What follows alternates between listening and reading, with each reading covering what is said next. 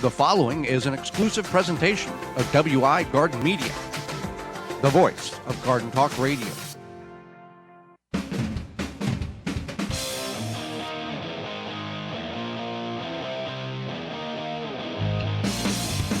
Coming up on the program today, we're going to talk about hedges and how they can improve your property, as well as planting bulbs this fall. Our guest is author Julia Dimakos, and we'll answer your garden questions. The hour is full, so join us.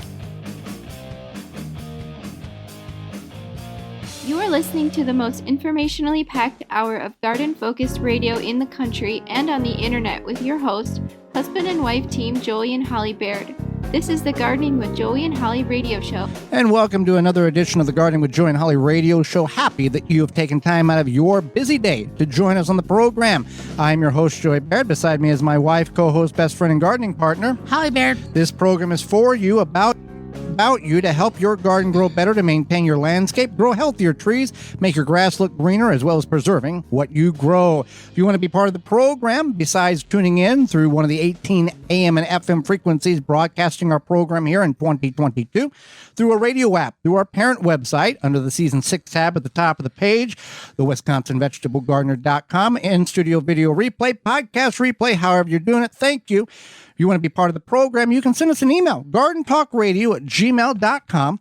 That's gardentalkradio@gmail.com, or you can give us a call on the Proclamation Hotline, brought to you by Proclamation Goods.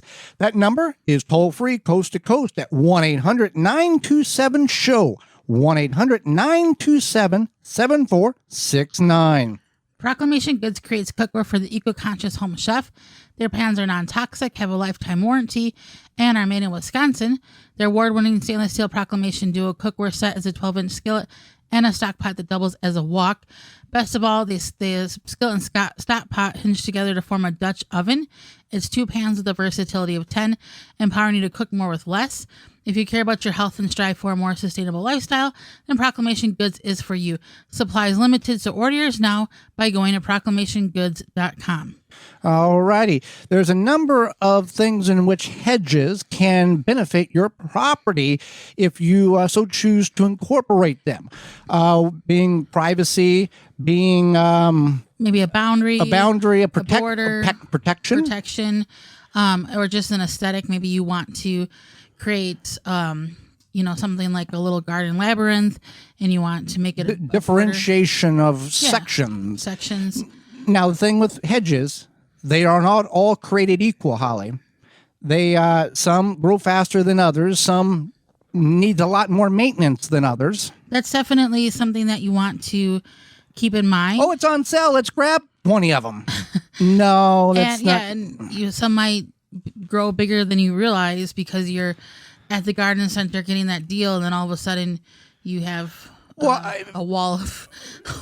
Real quick, what comes to mind is arborvitaes. Yeah. They're cute little shrubs, and oh man, they're 40 feet tall, and they are out of control. And if you didn't maintain them or didn't plan for the arborvitae to grow the way it's growing, you are going to have to probably cut it down and reevaluate what you're going to do with that area.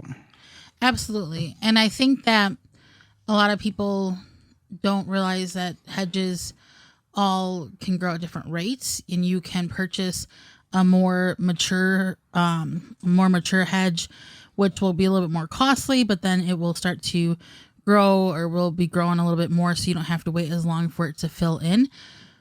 Or you can start small. It kind of depends on what you're going for, what you're looking for, how much patience you have, more or less. Well, you got to do your research. That's simply, you can look at a pretty picture in a magazine, junk seed catalog or online, and go, I want that.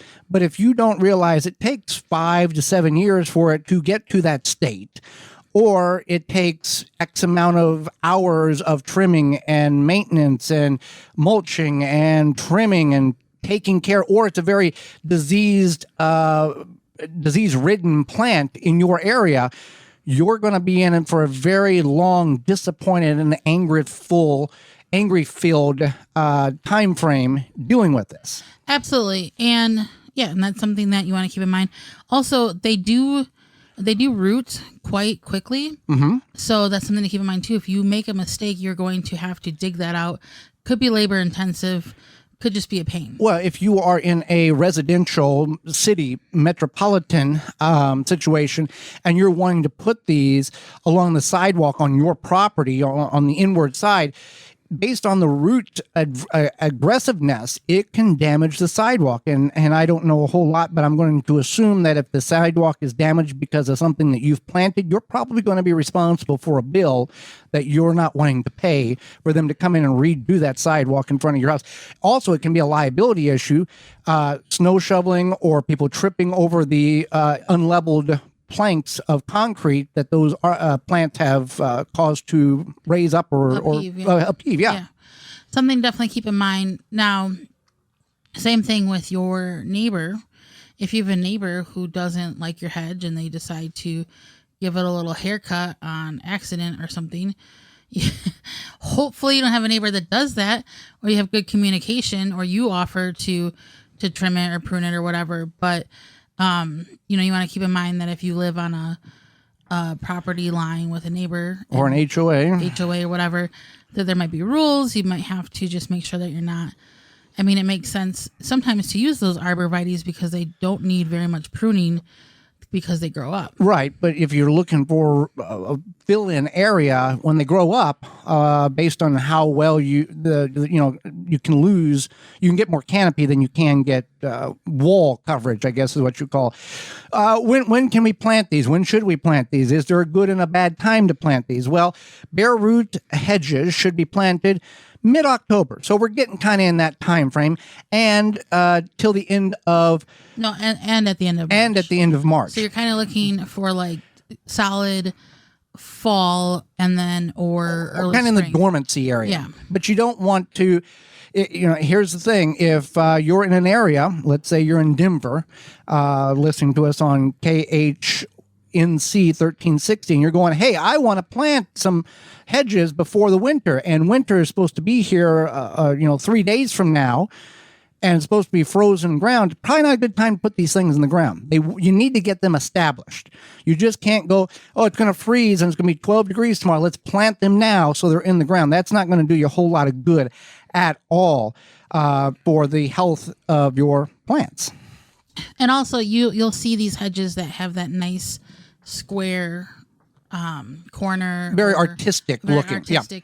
Yeah. And yes, you can absolutely do that, but you do have to train your hedge to do that. It doesn't come naturally. It requires. But you can leave the hedge at home alone. Nobody has to take care of it when you go out. Yes, yeah. You can. It's frowned upon to do that to children, and some pets it's not really well encouraged. Right. Yeah. Especially pets that. It was a bad joke. Continue. Especially pets that use the bathroom outside. Yeah. Yeah. So, anyway. From the you want to prune your hedges, but let's get back there's different types of hedges. There's the evergreen type hedges, and those are best planted from September to mid-October, or from April to mid-May. So either way, you're looking at fall/spring planting. And you're going to prune these every month if you're wanting to get a certain shape. However, you don't want to prune these back so hard that you cut away all the foliage or all the needles or anything like that, because there's a certain area from trunk up the stem or the stalk or the limb where there's not going to be much of any growth. That's just part of the arm, I guess, until it gets to the area where it flourishes out. So if you cut that back, it's going to be a long time before that little hole fills in that you accidentally cut too deep on. So you're probably thinking, okay, maybe you want to do the hedges, you want to get some hedges, you want to plant some hedges, whatever. And you want to think, okay, if I have 6 feet or whatever that I want to cover here, how many hedges, how many plants would I need? It's about 1 per square foot. Well, that's true, but also it depends on what they are going to look like at maturity. You want them to slightly grow into one another to create this living wall. But that's why you want Yeah. But if it is a bushier plant. Correct. Yeah. And you also don't want to do this. This is one of the few things in gardening that you don't want to do. We'll do a little bit now, we'll do some next year, because if you do that, you're going to have this hedge that is 4 or 5 different different shapes of height. They're all going to be all different alterations. It's not going to be universal. So it's one of these things that you got to invest the money in it so you can get all 20 plants and put them all in at once. So they're all uniform. So they all look nice. And that's the other thing is that's why you want to care for your hedges. You want to, some of them you might have to wrap when they're smaller, right, in the winter months. And then you want to mulch around the hedges. That's very important, keeping their roots nice and water them with a tree diaper, keep a tree diaper around them. The other problem, and I've seen this happen, and there's not really much anyone can do. You've got a beautiful hedge. You got 7, 8, 10 plants, whatever one you got. And there's one in the center that dies. And you remove it and you replace it with the same variety. It's never, ever going to look the same. There's nothing you can do about it. You're always going to have, it's pretty dip where that short one is, and it's never going to catch up to the rest of them. I think maybe that's why people end up putting like trees in the places. There's a random tree in the middle of the hedge there. Decorative grass, something like that. Yeah.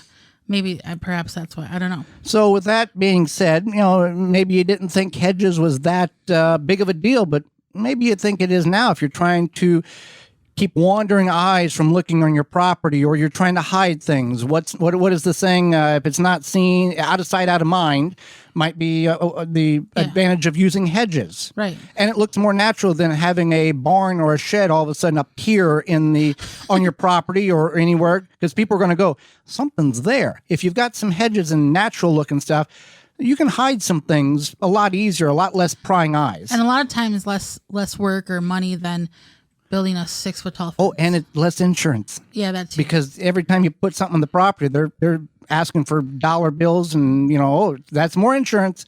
So, what doesn't take a lot of insurance is Walton's Incorporated, Walton's Inc., because they have everything but the meat, Holly. Absolutely. So you care about where your food comes from. You might be canning, preserving. I just watched somebody do freeze-dried soup. So there's that. Your fruits and vegetables. But what about the meat? At Walton's, you can get all the equipment, seasoning, and supplies to make sausage, jerky, and any other meat product your way to your high standards. You want to make snack sticks that people will like? Walton's has meatdistricts.com. They have people there to help educate on how the hows and whys of meat processing, as well as a community of almost 15,000 users who will give their opinion and guidance on meat processing issues. They have everything from meat grinders, mixers, sausage stuffers. They have decades of experience. They have a full line of seasonings, all this stuff. So if you want to go there, you can use code GROW50 to save 10% off of orders of $50 or more. Walton's everything but the meat. That's waltonsinc.com or meatgistics.com. When we come back, it's about getting those. We talked about hedges that we got to plant now in the fall. We can also plant our bulbs for the spring beauty. You're talking bulb planting when we return. Hang out with us. You're tuned in to the Gardening with Joey and Holly radio show. Got a question for Joey and Holly? Send it via email anytime to gardentalkradio@gmail.com. It's time to get excited for our fall season. Tree-Ripe delivers the best Oregon pears, Wisconsin Honeycrisp apples, and Florida citrus you'll ever eat, directly from the farm within days of being picked. Their pears and apples can be delivered directly to your home, and you can find their citrus at over 200 orange stops throughout the Midwest. This winter, all the event details and ordering information can be found on their website, tree-ripe.com. And an extra bonus for you listeners, get apples and pears delivered right to your house with 10% off your purchase by using coupon code HOLLY10, Holly10. The discount only available for home delivery. Pomona's Universal Pectin is a high-quality pectin that gels reliably with low amounts of any sweetener. If you're trying to reduce the amount of sugar in your diet, you'll love Pomona's Universal Pectin. Now you can make healthy homemade jams and jellies sweetened to your taste. You can use sugar or honey to sweeten. Pomona's Universal Pectin keeps indefinitely when stored in an airtight container. Easy to use, versatile, and comes with directions and recipes in every box. Find out more and where to buy at PomonaPectin.com. Also available at natural food stores and online. Are you seeing fruit flies in your kitchen? Fruit flies love a fall harvest. They hitch a ride into your house on the fresh veggies and fruits you are picking. Break the breeding cycle with fruit fly traps from Rescue. Rescue fruit fly traps are reusable and an economical way to keep fruit flies at bay. They're the only trap with a no-spill design, and only the Rescue fruit fly traps are made in the USA. Learn more about them at rescue.com. That's RESCEU.com. Take the guesswork out of composting with hot bin composting. Quickly break down food scraps within 30 to 90 days. Find out more at hotbincomposting.com. Thanks for listening to the Gardening with Joe and Holly radio show. As you've heard through the program, many companies offering coupon codes to help you save on great products. If you've missed any of those coupon codes, you can go to our parent website, the WisconsinVegetableGardener.com, and click on the Money tab at the top of the page, and they're all listed for you. The Gardening with Joey and Holly radio show is brought to you by the following: Pro Plugger, Chip Drop, Bellbuster, Johnny Appleseed, Ivy Organic, Milkweed Balm, Walton's Incorporated, Bloomin' Easy Plants, Jung Seeds. Find all sponsors at the WisconsinVegetableGardener.com and thank them for their support. Welcome back to the Gardening with Joe and Holly radio show. Thank you for being with us today. We talked about hedges in the first segment, Holly, and if you've got hedges or trees or shrubs or bushes or vegetables, Tree Diaper can water all of them and you don't have to hook up any hoses or pipes. Tree Diaper is a revolutionary watering system that slowly releases water around the base of any tree or plant as the soil dries. The Tree Diaper is filled with water from rain or when you water, and then it slowly releases water over 3 weeks. No more overwatering, underwatering with Tree Diaper. Every time it rains, the Tree Diaper recharges. No pipes, hoses, or electricity needed. You can water your plants and trees whether they're down by the house, down by the road, or in the back 40. Also works under mulch. Whether you're a first-time gardener or advanced, Tree Diaper will improve the way you water your plants.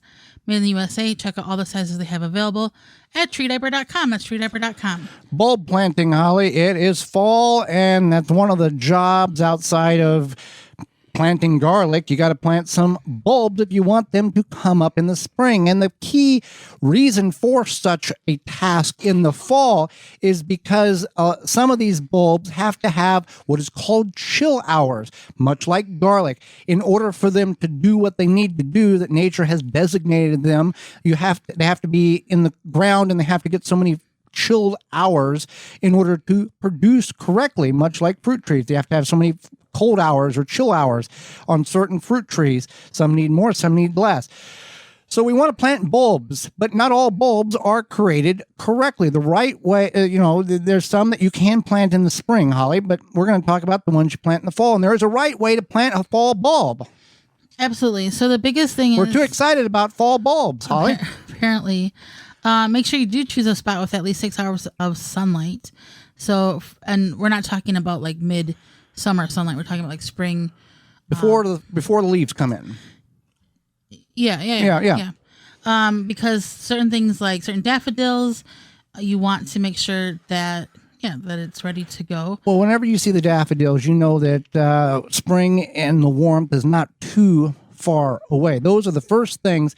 They'll pop up and then they all will, you think, oh, great, spring's here. And then you get another blizzard and, but that's a sign that the worst of the winter is over, is those daffodils popping up. You hope so. So yeah, definitely. And then you want to make sure that you're not planting them like right after, if we get a fall rain. Right. Not immediately after that, because you don't want them to rot in the soil. Mm-hmm. So say it was going to rain here, I don't know, Tuesday. I wouldn't want to plant them Wednesday. Say we got a good rain on Tuesday. Uh-huh.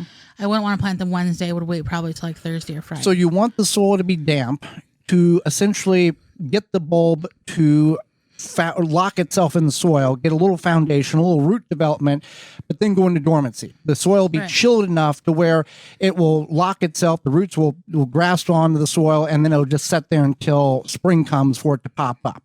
Now, you can do these in containers, and we've all seen these images where it's a 4-foot tall, a 3-foot tall terracotta pot, and they've got 4 or 5 different types of bulb because they've layered them at the different increments of when they're going to come up and when they're going to bloom. You can do that, And we all see these at the store in the spring that, you pay $15 for one bulb that is in this little wash pail, and 2 days later it's dead because, it can't handle what you put in it. So put them in the ground. It's one of them things. The bulbs will last for generations, for years, decades, based on where you plant them and how, if you need to maintain them. Some of them, you just let them go like daffodils. They'll grow for years. Right. The other thing you want to do is just make sure you do remove the weeds where you're going to plant, loosen the soil up, make sure maybe if you need to add some compost or amend the soil with some sand. If you have clay soil, you want some drainage, kind of assess that the best way. But the other important thing is that you want to buy them at the right time. Yes. A lot of these garden centers will just put stuff out as they get it. Well, it's happy 4th of July and July 7th. Hey, Merry Christmas, everybody. We've got Christmas stuff out, and we've seen, that type of thing. Well, if it's a like a home design store, somebody that is not 100% focused on garden stuff, that is just part of their little niche. It's not a garden center. Right, exactly. Or just, even at some big box stores because they know people plan ahead. They might be selling. Well, I think, and nobody's proven this, and nobody will prove this to me. And maybe if you're listening and you work at one of these big box stores and you have some understanding, maybe you can confirm or deny this. I think there's a certain amount of put it on the shelf, they'll buy it, it'll die, they'll come back and buy another one, and we'll get twice the sale out of one person. It could be, and also maybe they just don't have storage. Yes. Or, the college kids are working and they know the college kids are going to be there, but then they know that once kids go back to school, maybe not. And they have the labor. So anyway, if you do buy them early, you want to make sure that they don't have, when you feel the bulb, that they're firm and plump and not like sunken in or moldy or rotty. Right. Soft. Yeah. You want to buy these when you are intending to plant them. You don't want to buy them 2 or 3 months in advance either. Right. If you feel the need to for whatever reason, but also sure you're getting something buying them at the last minute, they're wanting to get rid of these. So there might be some sales if you wait until later on or close to the deadline to get them inside or get them in the ground. Plant at the right time. It differs from climate, from zone to zone. No matter where you live, there's a few ways to judge whether or not it's the right time to plant your fall bulbs. In general, try to plant them when the nighttime temperatures are 40 to 50 degrees and approximately 6 weeks before you expect the ground to freeze. So based on where you're at, some places that certain bulbs are not going to do well, and other places, the ground's already frozen. So keep that in mind. And if you do have bulbs that you do not get in the ground because of, I forgot, or, hey, I found these, now it's January and I didn't get them planted, you can try to manipulate some of the chilled hours by putting them in the freezer and then putting them in the ground as soon as the ground can be chiseled. That should allow you to at least get something out of the bulb rather than them just drying up in the garage, in the shed, in the house, and you've wasted time and money and didn't get anything out of them. Absolutely. Yes, you want to make sure you're planting the right bulbs. You want to make sure they're good for your zone. There's certain, I know like here in Wisconsin where we are and the upper Midwest, crocuses will grow, but then there's certain areas that they won't grow because of the climate or whatever. So there's that. And then you want to wait for the spring to fertilize. This is important because if you don't need to fertilize them in the fall, then don't spend the time or money doing it. But also, if you fertilize in the fall, that plant may take that up and go, hey, it's time to grow.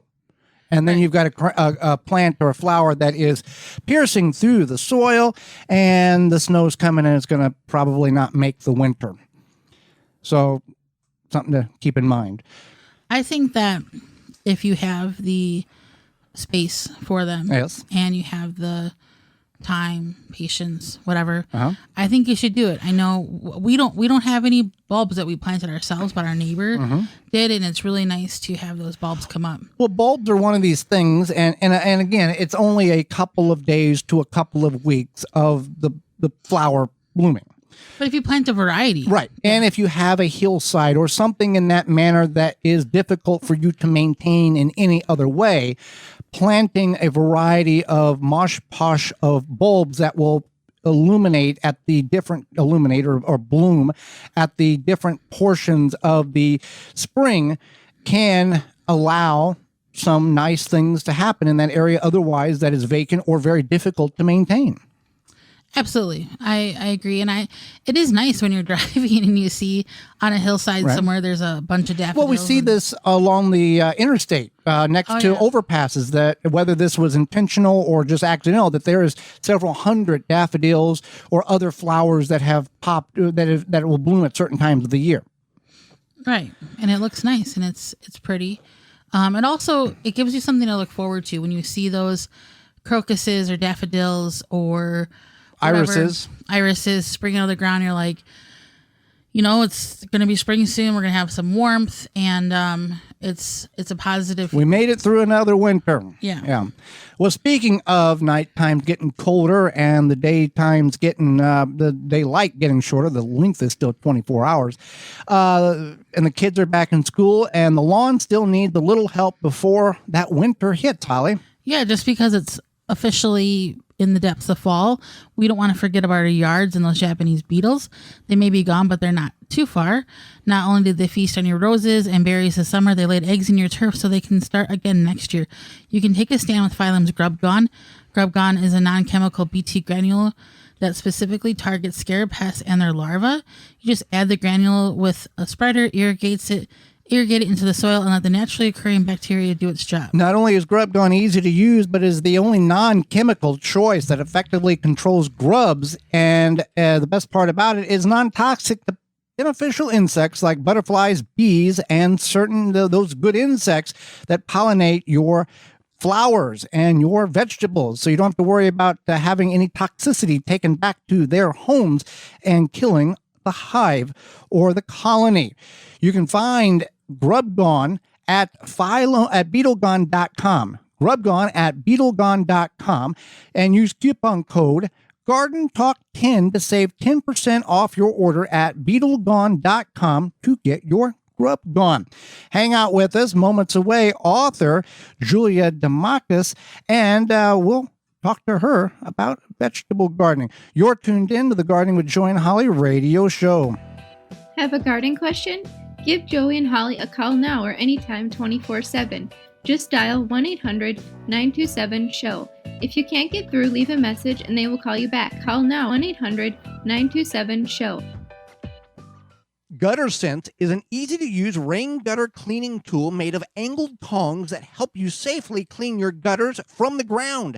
No more ladders needed. Stay safe on the ground. Visit guttersense.com. Do you have nuts or fruit in your yard? A Nut Wizard is a handy, effective tool that will pick up round or oval tree produce quickly and easily, leaving debris behind for a clean harvest. A Nut Wizard tool saves your back and your time. Visit nutwizard.com for more information. This week's garden tip is sponsored by the amazing Dr. Zymes. Eliminate and prevent garden pests with their 100% all-natural, all-in-one insecticide and fungicide. Experience powerful natural protection from insects, fungus, mold, and mildew. Try a free sample. Visit drzymes.com/garden talk. Preventative measures before planting. Before you amend your soil for the season, apply 1 cup of Eliminator to 5 gallons of warm water and spray over the planting area, and then add more water after you apply so that the product can penetrate the soil.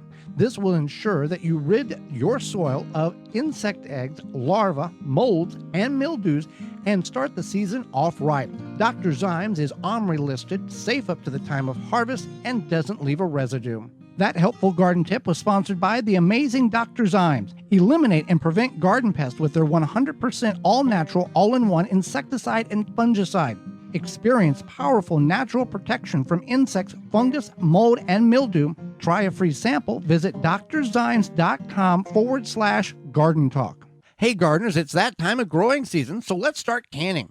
Head over to Fleet Farm for all of your canning supplies and jam mixes.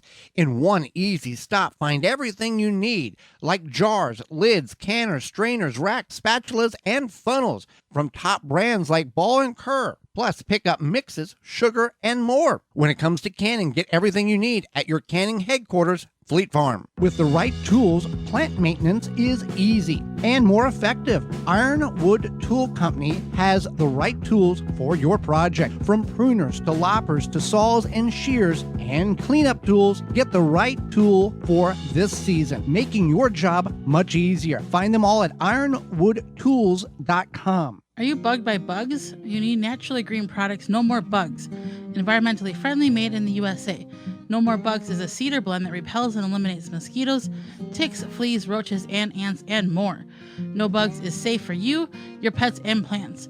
Visit natgreenproducts.com. You can enter promo code GREENTHUMB10 for 10% off your purchase of any size of No More Bugs. Protect your plants from damage with the 3-in-1 Plant Guard and Special Blend Fertilizer. Visit ivorganics.com. Use promo code RADIO10 to save 10% off your order. Thanks for listening to the Gardening with Joy and Holly radio show. As you've heard through the program, many companies offering coupon codes to help you save on great products. If you've missed any of those coupon codes, you can go to our parent website, the WisconsinVegetableGardener.com, and click on the Money tab at the top of the page, and they're all listed for you. The Gardening with Joy and Holly radio show is brought to you by the following: Rootmaker, Dripworks, Pomona Universal Pectin, Phylum Bioproducts, Tree Diaper, Chapin Manufacturing Incorporated, Deer Defeat, Water Hoop. Find all sponsors at the WisconsinVegetableGardener.com and thank them for their support.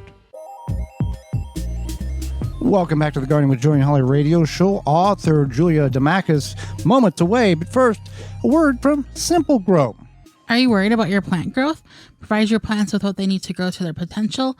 Simple Grow offers 100% organic worm castings at simplegrow.com. Unlike other worm casting products, when you order from Simple Grow, you are getting 100% worm castings, not filler plus castings. Promote ideal soil structure and aeration with Simple Grow all-natural odor-free worm castings. There's only one ingredient, worm castings. No chemicals or additives will seep into your food, and it doesn't smell like other fertilizers. For indoor and outdoor use, order by the bag, bundle, ton, or truckload. Check out what they have at 100% worm castings at simplegrow.com. Well, Holly, let's go to the Proclamation Hotline, brought to you by Proclamation Goods, and bring in our guest for this week.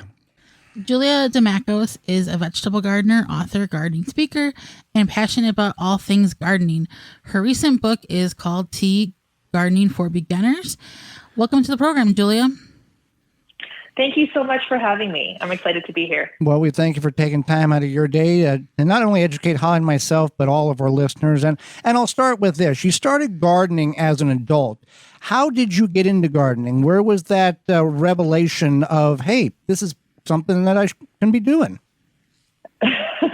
Okay, well, over 11 years ago, I hadn't been gardening, as you said, and then I had my children, and they're a year and a half apart. When my son was about 1.5, I decided I was going to start a garden. We had a nanny that kind of showed me her family's garden, and because my son was so picky and wouldn't eat anything that was other than pasta because of the texture, I thought if I'm going to, at least if I'm going to feed my kids the healthiest, most organic food, because I was also concerned about GMOs, I thought I'm just going to grow my own garden and see if I could do it without any experience. So this former nanny helped me dig that first garden, and I started gardening, growing food so I could feed my family. And it was great. And my son would pick carrots out of the garden and eat, the carrots straight out of the ground, and started eating food because of the garden. That's fantastic. I know our niece and nephew, they love to just pull things out of the garden and eat them, and they really, are sometimes before they're ready. Sometimes that's okay though. Sometimes my brother-in-law does that too. So, they get excited. So yeah, what tips would you give people with children to get them involved with gardening? Well, I think that it's really important to grow what your family eats. And if you want to get your children involved, I think it's really important to plant what they might like or might be interested in. So, get them to sow their own garden, maybe put some seeds in the ground, tend to a small space in the garden, maybe give them their own little plot and say, here, this is yours. What do you want to grow? And then, they can watch that seed transform from a seed to a plant to potentially food or flowers. And it's really, really exciting. And if you plant things that they like strawberries, little cherry tomatoes, carrots, they'll be more inclined to try it, it'll be fascinating for them and exciting. And I think that that's a great way to get them involved. Well, and I think that one thing that, and Holly and I don't have children, so you can correct us if I'm wrong on this. You don't want to make it complicated or really it's got to be this way or nothing at all. You have to let them explore and allow them to do things that they shouldn't do, but for them to figure out what is right and what is wrong. Exactly. So my son, would love to grab a shovel and just make holes in the ground. And so I would always say, like, could you not dig there? I'm going to break an ankle, I'll step in a hole or something. So you do need to guide them, what's not appropriate. Don't tear down plants, don't hurt the animals. If there's birds, you need to be careful and mindful of the garden. But I think that if they have their own little space, then that's their little space, right? And then they get excited. And sometimes I would help out at my kids' old school and show the children how to sow seeds, how to start a little garden. And they were always really excited and fascinated by it. So I think that if you give them a little bit of responsibility, it motivates them to grow a garden. Absolutely. And it gives them a feeling of ownership. This is their responsibility. Yep. So tell us about your book, Tea Gardening for Beginners. What if our listeners are interested in picking up a copy? What can they expect? And is there something unique or extra interesting that might spark their interest? For sure. So tea gardening, I did a lot of research for this book. So when you think of tea, you traditionally think of black tea, Earl Grey or green tea. And so what I learned in this book and what I discuss in this book is that's one type of tea. So that's traditional tea. And the one plant, Camellia sinensis, grows all the teas, those traditional teas. They all come from one plant based on when you harvest them and what part of the plant you harvest. That's the tea and how you process them. So in the book, I talk about tea, but then I also talk about tisane. And tisane is what we could grow. So here, I live in the Northeast. It's not conducive to growing the Camellia sinensis plant, but I can easily grow herbs for tea and flowers and fruit and seeds and roots for tea. So in the book, I discuss all the things you can actually grow if you would like to grow your own tea. And if you grow things from seed, then you know that they're chemical free and you don't have to worry. You can harvest them and preserve them and then make teas out of them. And so in the book, I discuss, how to grow these different herbs or flowers and fruit, etc. And then how to brew your own cup, the proper temperature, the health benefits, the flavor profile. And then I also give some tea recipes at the back. So there's all kinds of, I arm you with all the information you need, the tools to plant your own garden, some garden plant ideas, where you can grow them. If you didn't have any space and all you had was a balcony, you could still grow several ingredients in a container for tea. And I think people are amazed that you can grow your own tea, that it's not something that has to be shipped from thousands of miles away. And the versatility of growing your own tea, you can grow things and make your own tea from plants that are not commercially, that particular flavor or plant is not commercially available in the tea form.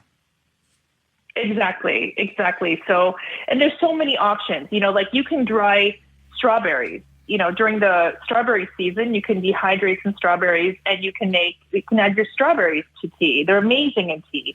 You can even enhance black tea with some dried strawberries. You can also preserve the leaves of the strawberry plant, something that's not really available. The flowers of the strawberry plant make a wonderful tea. So, you can go and you can grow all these different ingredients. You can also, if you have them in nature and you know that where you're foraging from is organic and not sprayed, you can harvest different types of, which I don't discuss in the book, but you can just, harvest certain leaves from up trees. Linden flowers, for example, make a great tea. So, there's a lot more. Like I only included, I think there's 29 different plant profiles in the book, but there's way more. I mean, I could have gone on and on with all the ideas, but when hawthorn berries are in season right now, you can harvest them and you can dry them and have them in tea. So really the sky's the limit. It's really exciting. Once you get started, there's just so many possibilities. So just take a little bit of research, make sure that the safety precautions don't affect you.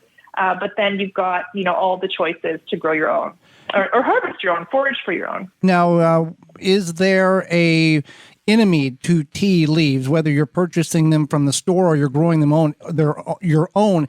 Is it light? Is it oxygen? Is there something else that is really the detriment to the shelf life of tea? That's a great question. So you want to be sure that you're storing all your teas, whether they're like the Camellia sinensis, the black, green, white, or oolong teas, or they're the herbs that you're harvesting or the flowers, etc. They should all be stored out of direct sunlight. So the sunlight will cook them and also evaporate their beneficial oils. So definitely store them away from the sun. If you have a cupboard, that's perfect, a pantry. If you don't, and you have like an open system, then maybe away from the window. Don't let any sun, somewhere where there's no sun. And then definitely I recommend a glass jar. So a canning jar is really great. One of those ones that have like a clicky, spring type of lid that you can click down. Anything that keeps the air out of the package, I think is ideal. I don't prefer the plastic containers just because I'm worried that the plastic might leave a flavor in the tea. I find those glass, it's just the cleanest, most, driest environment for them that doesn't emit any kind of residue on the plant material. And yeah, if you do it like that, at least a year, in a dry, out of the sun location. Fantastic. So we are talking with Julia Dimakos, author, vegetable gardener, garden speaker. So how do you put your garden to bed for the winter? Seems like everybody has maybe one thing that they do in particular or a method. What do you do?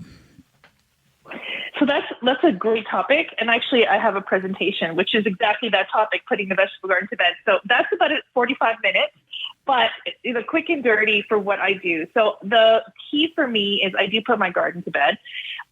If I run out of time, the first thing that I do is take out diseased plant material. So I don't want any of that left over in the garden, whether it's blight or it's powdery mildew. Those plants come out. But I don't, because I'm a no-dig gardener, I actually don't rip anything out of the soil. So if something is diseased, I cut it at the soil line if it won't slide out of the soil easily. And then over the winter time, what I find is all the fine root hairs, the aerial roots on those root stems, will break down over the winter and feed the soil. And in the springtime, I come and I just twist the stems out of the ground and they come right out. So there's no reason to be digging, ripping out lots of roots and soil with it. So that's the first thing I do is I cut down all diseased plant material. And then if I have time, then I basically do the same. I cut everything down and I take it to the compost bin if it's not diseased. If it's a legume or, like a legume crop, like peas or beans, what I do with them is, they get cut at the soil line, and then I lay everything down on the soil surface as a mulch. So it stays on the soil instead of straw. I use the legume plant material, and that acts as my mulch. And so those are the keys. Like I do those things. And then if there's time, because our season is short and the days are getting shorter, if I have time, I do mulch the soil with either mulched leaves, composted leaves, straw. I put down garden compost that I make myself, or sheep manure, composted manures. And that's the quick and dirty. I clean up my garden. Try to get all the seed heads out because they will self-sow all over the place. And that's how I do it. Now, with a no-dig, no-till garden, do you see that there is a much lower population of weeds that are coming up? And then how do you approach that? Do you physically dig them out or just cut them back, or what do you do on that deal? Okay, so my garden, if you look at my profile, maybe through my website or Instagram, I used to have a 2,000 square foot kitchen garden. And then a few years ago, we expanded to a 7,000 square foot kitchen garden. And so the original 2,000 square foot garden, we rototilled. And so as a result, I got all these weeds, but never stopped. And they still have in that original section weeds that come up that are very difficult to contain and deal with. But the expansion, we didn't rototill. All I did was put down cardboard, and I put down landscape fleece, and then I put the beds down on top. And in that area, I don't really have any weeds. And as soon as anything does pop up, and it would be something that's sown from above, I stay on top of them when they're small and young. And then I don't have any weeds in the new section at all. And my mulch is arborist wood chips on top of, the cardboard and all that. And I don't have weeds. Nothing came through. Everything died. In the beds themselves, I do rip out the roots as much as I can of anything that has come in, that's blown in, like sow thistle that's really bad. It's from the original garden that we had, and because we rototilled, everything, spread and So I try to pull out roots in that case, and definitely seed heads. Well, I want to get back to the tea question here before we let you go. If people are apprehensive about growing their own herbs or tea, how can you encourage them to give it a try? What would be that motivation? Well, I would say don't go big initially like I did. You definitely want to start small if it's your first garden. I think raised beds are really easy to work with, and there's a lot of really great little kits available on the market. Metal corrugated beds that get put together with an Allen key. Very, very easy. And I think that's a really great way to get started. There's other kits available through hardware stores and on Amazon. But I would say start with that because digging, I'm not a digger. So if you want something immediate, that's why I like the raised bed. If you're digging, then, that's a physical effort. And then if you don't want to dig, you put down, solarize the soil with plastic. Anyway, it takes time. So raised bed, put some cardboard underneath it. Put a nice mix in there. There's lots of different ones available depending where you live for raised beds, for growing veggies, and then just plant, what you like and just a small amount, something that you can manage and what your family eats, like tomatoes. If you want to grow some potatoes, things that are easy and fun. And I think just start small. Do some herbs, some basil, something some lettuces, some spinaches, very simple things. Don't get complicated and just see how it goes with that one bed. And if you like it and you find passion with it, then get another bed and expand from there. And this is how I found that people have really especially since COVID started and the COVID gardeners, that started the first time ever in 2020 are loving it. And it's because they started small and expanded slowly. I think that's really the best way to get hooked on it. Fantastic. Well, Julia, we really enjoyed having you on the program today. Can you tell us how people can find out more about you and all of your great information? Sure. So I have a website. It's my name, juliadimakos.com. You can find me there. And there I have all sorts of articles that I've written, and I have my shop is there where I sell. I have my books is available there as well, but I also have seeds that I do sell just within Canada because of shipping across the border problems. But I have a seed starting calculator that I created, which will tell you exactly what days to start your seeds, from A to Z, everything included inside it, as well as an outdoor planting calculator. So that's a great way to find me. I'm also on Instagram daily, so at Julia Dimakos to find me. And you can find me on Facebook, but I'm not there as often. I do have a YouTube channel as well, which is Gardening Girl. So you can find me on there, youtube.com/Gardening Girl. Well, Julia, we greatly appreciate the time you've offered Holly, myself, and all of our listeners and the education you've provided in that time. Thank you very much for that. Thanks for having me. I really appreciate it. Thank you. And when we come back, it's going to be your garden questions, our garden answers. You are tuned in to the Gardening with Joy and Holly radio show. Got a question for Joey and Holly? Send it via email anytime to gardentalkradio@gmail.com. Jung Seed Company is a family-owned and operated gardening company since 1907 with the largest selection of seeds and plants online. Use code 10TG22 to receive 10% off your order at jungseed.com. That code again is 10TG22. Ship Drop is a website. You can sign up for free wood chip mulch delivery right to your door for free. Ship Drop connects homeowners and gardeners with tree services who are trying to get rid of their wood chips. You can also sign up to get free logs and firewood. Go to chipdrop.com to learn more and sign up for a free account. Rootmaker starts your plants off right and keeps them going through harvest. From their seed starting trays with an innovative design that air prunes the roots to their large variety of grow bags, 1 to 60 gallons. Their products will provide you with the harvest that you've never seen before. Visit rootmaker.com and use coupon code RADIO22 to save 15% off your order. That's rootmaker.com. Brought to you by Blue Ribbon Organics, providing locally made organic compost and soil blends for gardens, farms, landscaping, and more. Visit blueribbonorganics.com or call 262-497-8539 to find their products nearest you. When winter hits with heavy snowfall and frigid temperatures, your outdoor furniture takes a beating. What you need to do is cover it with custom protective covers from coversandall.com. They have a bunch of waterproof, tear, and abrasion-resistant fabrics to choose from. and each cover is made with waterproof stitching. Covers and All has a lot of customization options, incredibly easy design and order process to make covering any size or shape a snap. Visit coversandall.com and use code GARDEN25 at checkout to save 25% off your purchase. Thanks for listening to the Gardening with Joe and Holly radio show. As you've heard through the program, many companies offering coupon codes to help you save on great products. If you've missed any of those coupon codes, you can go to our parent website, the WisconsinVegetableGardener.com, and click on the Money tab at the top of the page, and they're all listed for you. The Gardening with Joe and Holly radio show is brought to you by the following: Tree Ripe, Covers and All, Ironwood Tool Company, Timber Pro Coatings, Blue Ribbon Organics, Natural Green Products, Algae Men, Dr. Zyme, Happy Leaf LED, Rescue, Big Tool Rack, Hot Bin Compost. Find all sponsors at the WisconsinVegetableGardener.com and thank them for their support. Welcome back to the Gardening with Joe and Holly radio show. Thank you for hanging out with us today.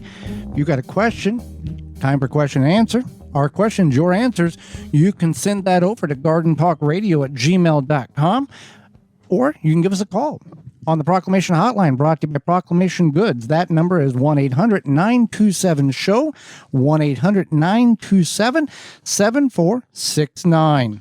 Proclamation Goods creates cookware for the eco-conscious home chef. Their pans are non-toxic, have a lifetime warranty, and are made in Wisconsin. Their award-winning stainless steel Proclamation Duo cookware set is a 12-inch skillet and a stock pot that doubles as a wok. Best of all, the skillet and stock pot hinge together to form a Dutch oven. It's 2 pans with a versatility of 10, empowering you to cook more with less. If you care about your health and strive for a more sustainable lifestyle, then Proclamation Goods is for you. Supply is limited, so order yours now at proclamationgoods.com. Number again, 1-800-927-7469, 1-800-927-SHOW. GardenTalkRadio@gmail.com is the email address. Holly, this question is sponsored by Fleet Farm and FleetFarm.com and goes as followed. Can you take seeds from green tomatoes and save them? Well, if the tomatoes don't ripen, you can 100% say can't be 100% sure the seeds are viable, so they could work. You can probably get some viable seeds. When you look at the seeds, you can tell if they're more developed and healthier. They tend to look a little bit plumper. If they look kind of flat, then probably not. It's best to leave them on the vine or bring them in to allow them to ripen before saving seeds. Now, this goes with a asterisk next to it.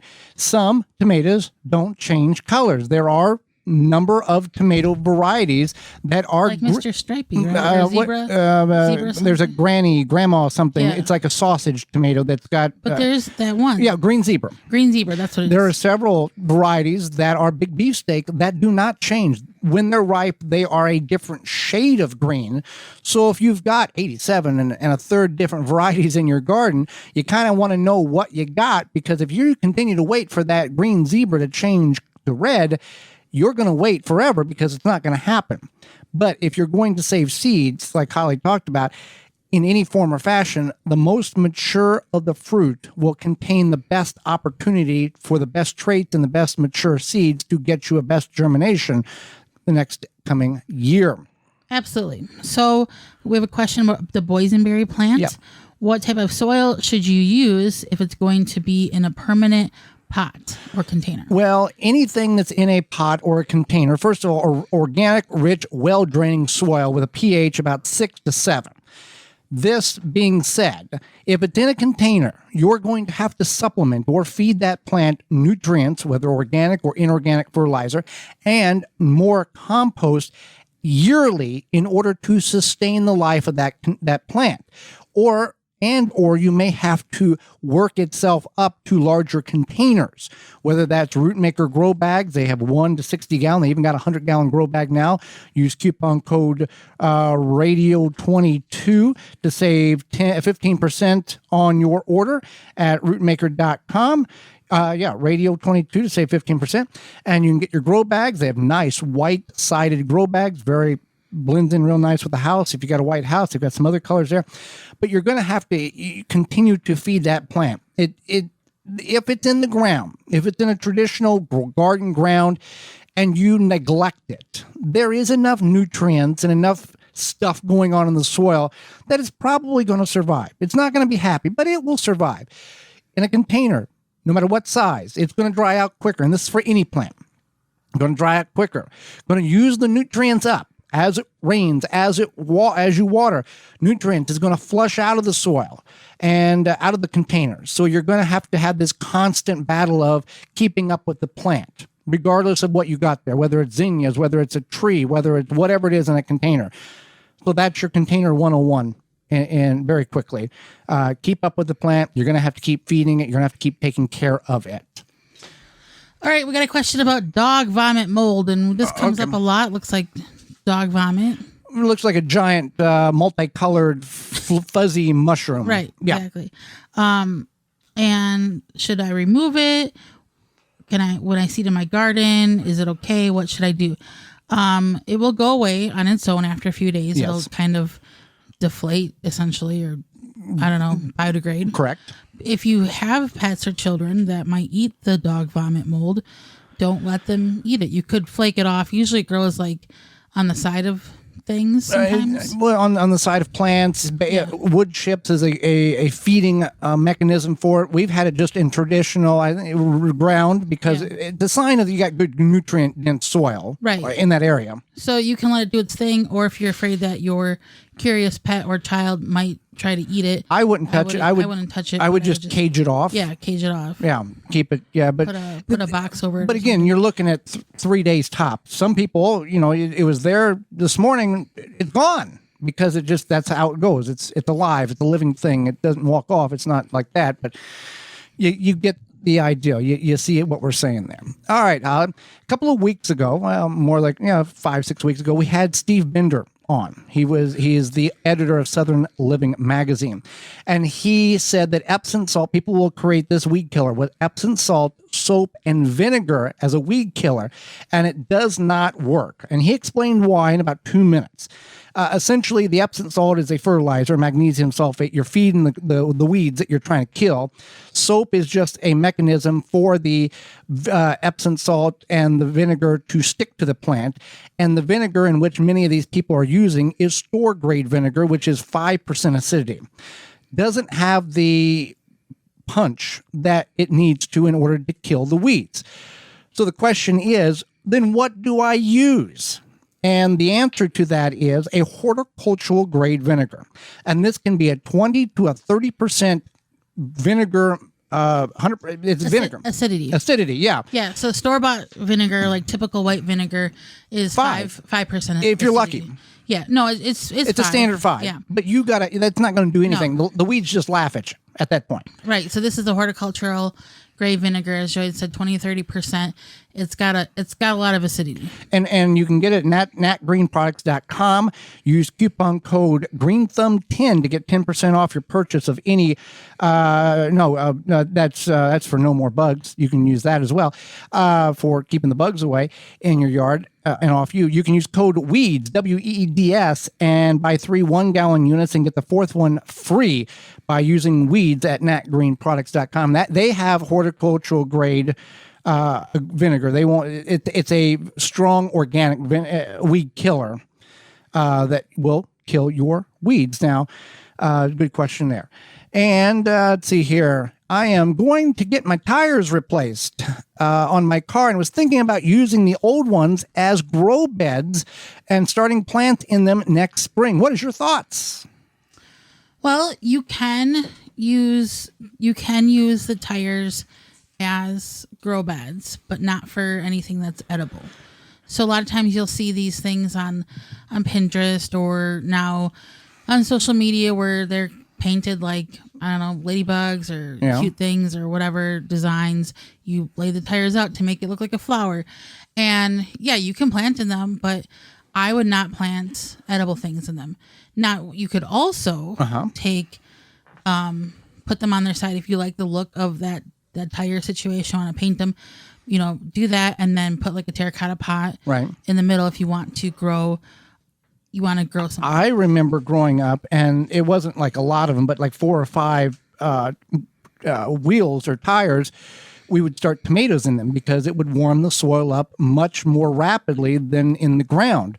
Now, I don't remember if it was, we got tomatoes 3 weeks early or anything like that, but I do remember that tomatoes were being grown in rubber tires. Now, that explains a lot. Now, there's obviously tires are full of chemicals. We know this. Yeah.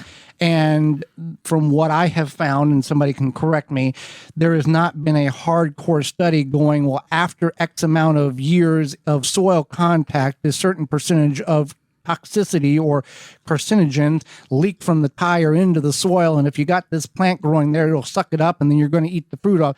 I don't know if there's been any studies to that extreme, but to the common sense of somebody who is going to eat what you grow, it doesn't make sense to grow something in a container that is known to have multiple levels of chemicals in it, such as a tire, because a tire's got dozens of chemicals in order to make, it's not just oil and rubber.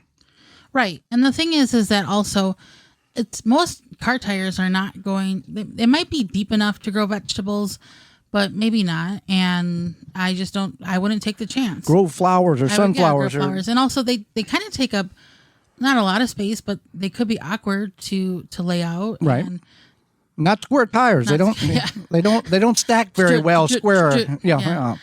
So I would just err on the side of caution and only grow flowers or something you're not going to eat. But that's just me. Again, there's no scientific study that says that the tires are leaching chemicals into your food.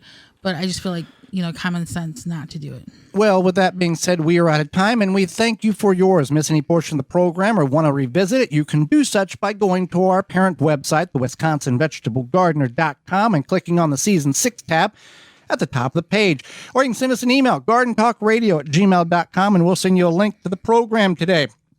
Tune in next week to the program. We're wrapping up the season. We're getting close, Holly. End of October is the conclusion of Season 6. We've got a few more sessions with you. Next week, we're going to talk about the world of peppers, from mild to take the paint off your car hot, as well as making money off your property. And our third segment, special segment, organic DIY self-care. Until next, and we'll answer your garden questions. And until next week for Holly Baird, I'm Joy Baird, and we will see you in the garden.